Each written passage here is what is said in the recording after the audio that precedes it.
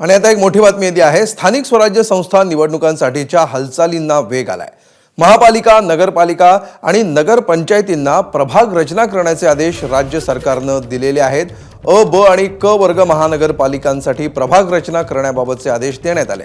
यामध्ये पुणे, नागपूर, ठाणे, नाशिक, पिंपरी चिंचवड, नवी मुंबई, वसई विरार, छत्रपती संभाजीनगर आणि कल्याण डोंबिवली सारख्या महापालिकांचा समावेश आहे। तर 4 महिन्यामध्ये स्थानिक स्वराज्य संस्थांच्या निवडणुका घेण्याचे आदेश सर्वोच्च न्यायालयाने दिल्यानंतर आता या प्रक्रियेला वेग आल्याचं दिसत आहे।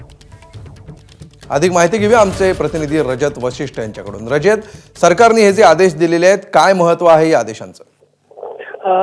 ज्या सर्व महानगरपालिकांमध्ये निवडणुका नियोजित आहे त्या सगळ्या महानगरपालिकांमध्ये आता निवडणुकीची प्रक्रिया जी आहे ती प्रशासनिक पातळीवर सुरू करण्याचे निर्देश जे आहे ते याच्या माध्यमातून देण्यात आलेले आहेत।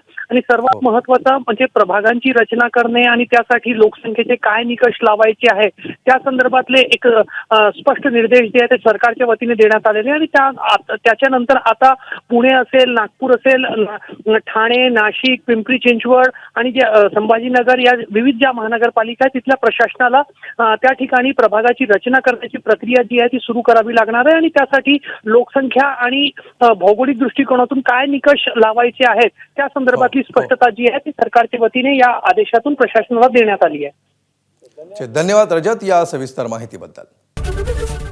एबीपी माझा, उघडा डोळे बघा नीट।